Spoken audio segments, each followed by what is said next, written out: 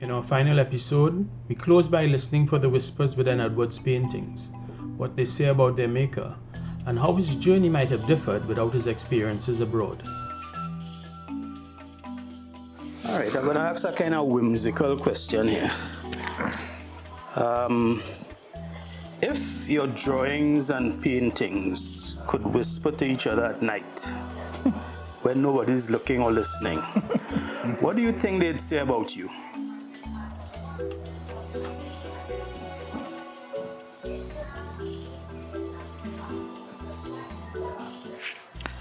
Then I'm lazy, unpredictable,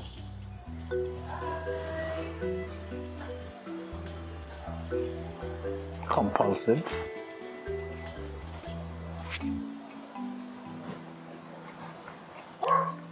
but hurry up and finish now. Impatient. No, I'm not impatient, but I think the drawings would want. We want you to hurry up and finish. Yeah, because it's confusion. Okay. It's confusion right until the end.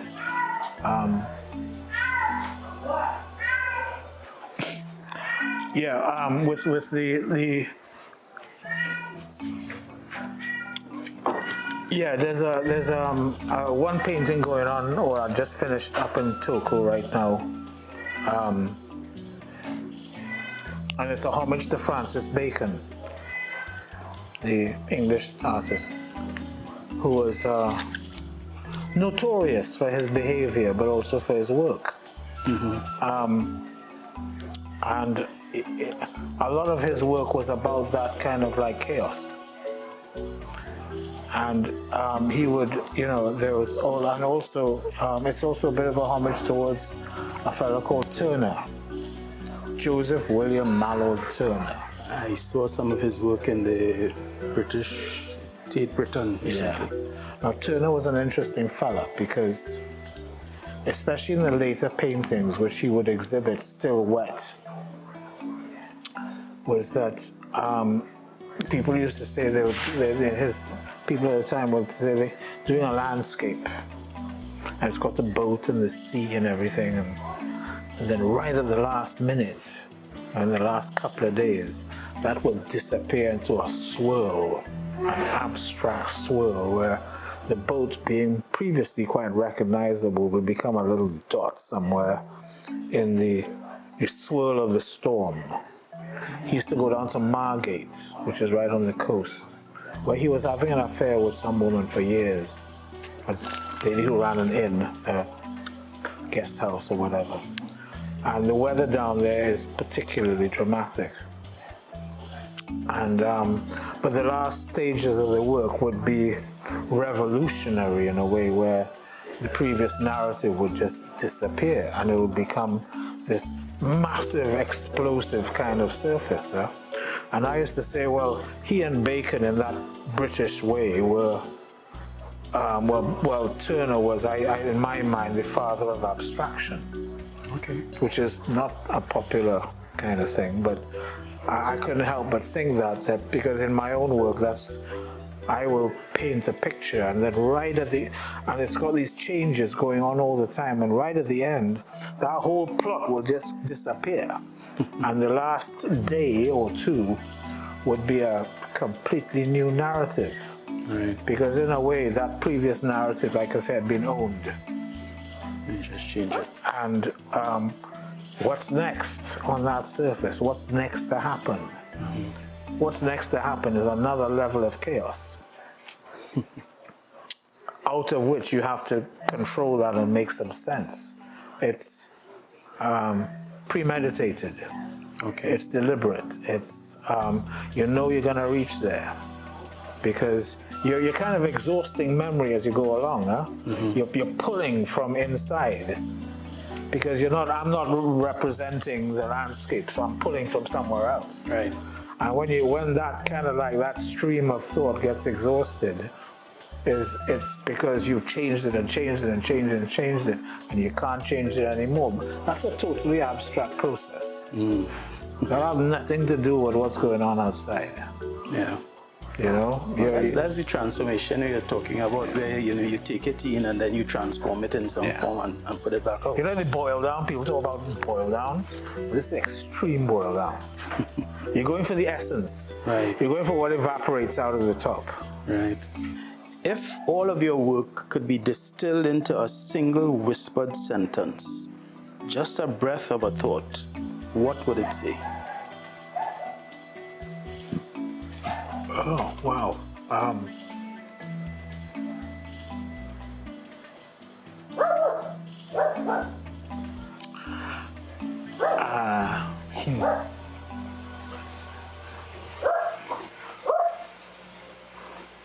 Joyful, mindfulness, but not so sure about the joyful bit, because it's not really joyful. It's just something to do. It's what I've been given, to do. I was, like you became a bank manager, you engineer and all that. That didn't happen to me. From a kid, I went in England. I thought I'm good at this. And there's nobody to stop me. Parents over there. There's an art room. And all I had to do is do the academic stuff and be a good kid. And there was lots of other kids, boys around from all over the world. And it was a no-brainer for me. And I could do nothing about the circumstances. So the experiment of it, right up until I was kind of like 21, was just getting better. But I thought it had become predictable.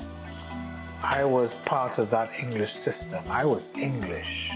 My roots are English, on one side. So, no-brainer. I wasn't even an immigrant anymore. Because of that public school, privileged upbringing, schooling, I've melted in. I had people living in slum and fucking guys who became head of MI6, and they were proper English folks, and I see them when I go back and it's fun. And they know how I think because I'm not that. I was a visitor. But I wasn't an immigrant. I was sent there to exploit that system.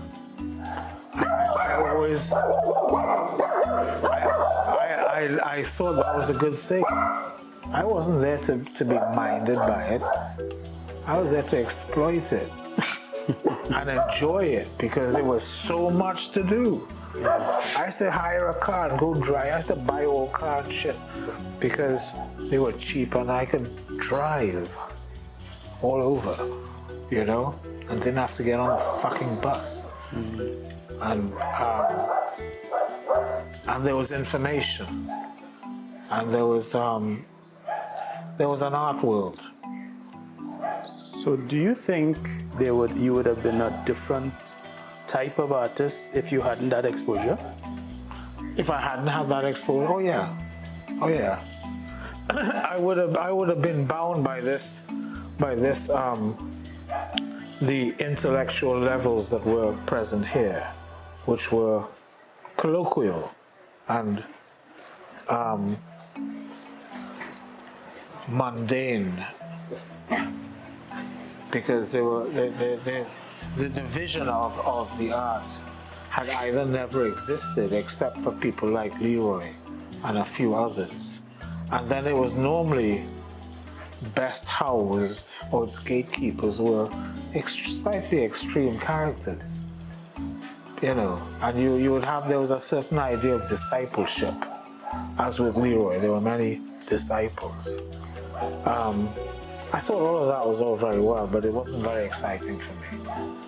And I realized though that I could survive because I was told, well, there's room for everybody, and you ain't holding my hand.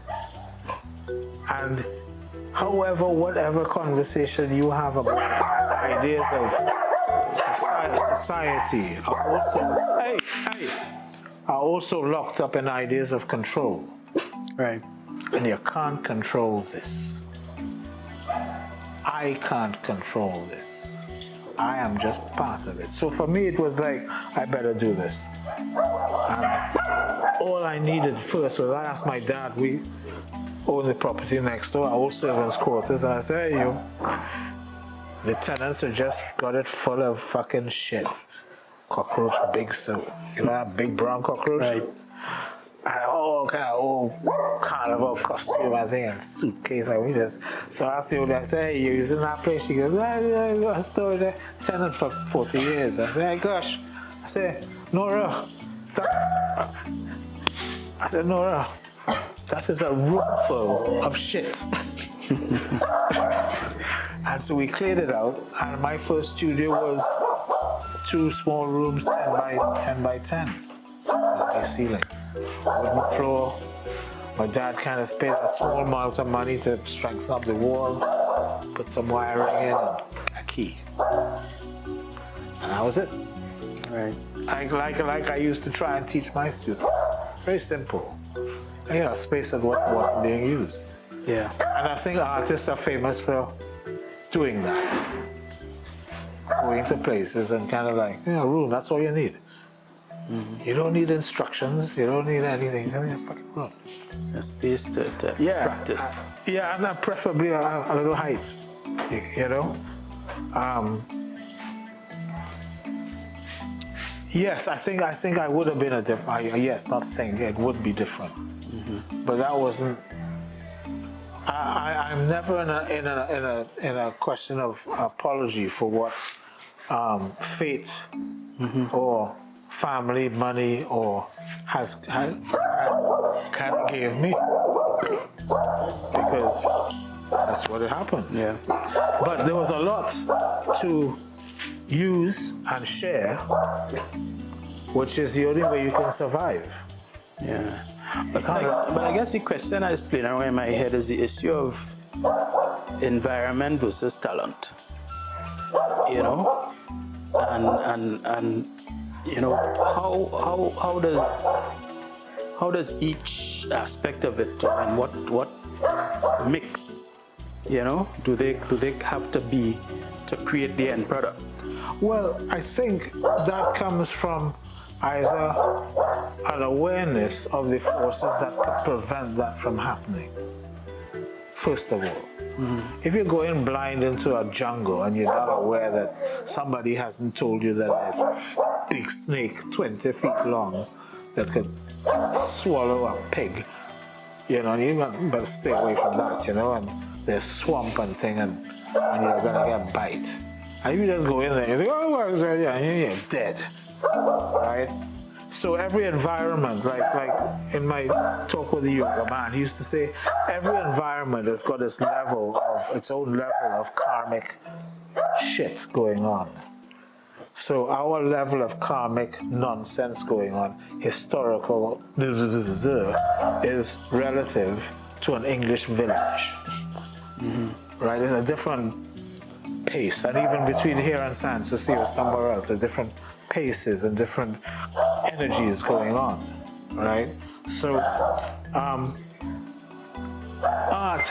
art examines or looks at those things consciously and unconsciously, and it's the abstraction of that creates the art, and the various stories that creates the art.